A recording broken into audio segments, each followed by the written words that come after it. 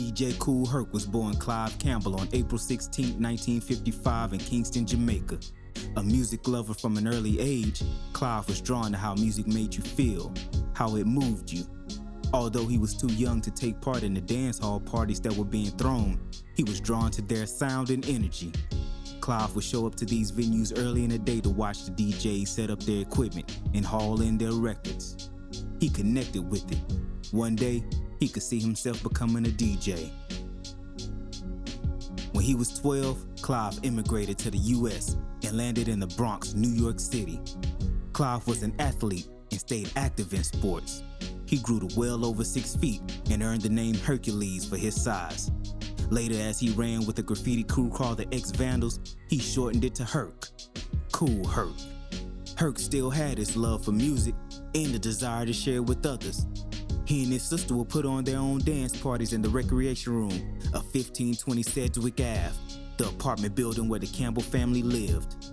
At these parties, HERC would play music that wasn't often being played elsewhere in the disco era. It was known that you could hear his hard-hitting funk and soul music that so many people wanted to move to if you went to listen to HERC spin.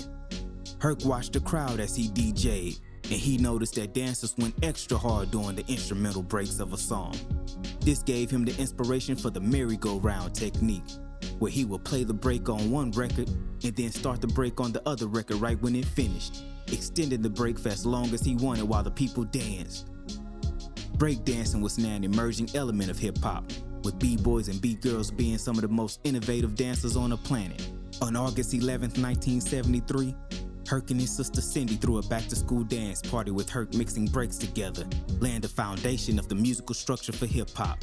This date is considered by many to be the birthday of hip-hop. These breaks were also a good time to talk over the beat. HERC would shout out people at the party and toast over the music, like he recalled the DJs in Jamaica doing at their dance halls. It didn't take long for HERC to put a crew of toasters around him to interact with the crowd. His crew were called the HERCULES, and consisted of Timmy Tim, Clark Kent, and Coco Rock. Coco Rock being the most prominent voice on the mic at a DJ Kool HERC party. These rappers became a regular fixture at parties, and the earliest ones laid the foundation of the other element of hip-hop, the MC. HERC's party soon outgrew the recreation room in his apartment building, forcing him to take his equipment and speakers, known as the HERCULES for their big sound, to the parks and the streets. Plugging into the street lights to power their gear, they held their parties outdoors. Many rival breakdancing crews would come to compete. MC crews would also come to battle for respect and superiority. HERC's notoriety grew, and he began DJing at clubs and high schools in the area, bringing Coco Rock and the HERCULES with him to MC. HERC was influential to some of hip-hop's earliest, most notable DJs, like Grandmaster Flash and Africa Bambaataa. HERC also worked to have 1520 Sedgwick Avenue kept from being sold to developers, and in 2007, the state of New York officially declared it the birthplace of hip-hop, nominating it to the state and national historic registers. HERC battled some serious health issues in 2011, needing surgeries and hospitalization for care. His experience with the healthcare system and lack of affordable healthcare for himself and fellow citizens made him start the DJ Kool HERC Fund to speak out about and influence healthcare reform.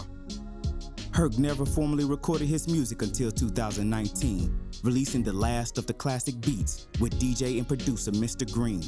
He currently actively DJs in the Bronx and worldwide as a hip-hop ambassador, continuing to spread and foster the energy and influence of hip-hop. What started in a small recreation room in the Bronx became a global phenomenon, developing a culture that would change the world of music, entertainment, fashion, and business from there on out. Once when asked what hip-hop was about, HERC said hip-hop is about youth and young at heart. It's about breaking culture barriers.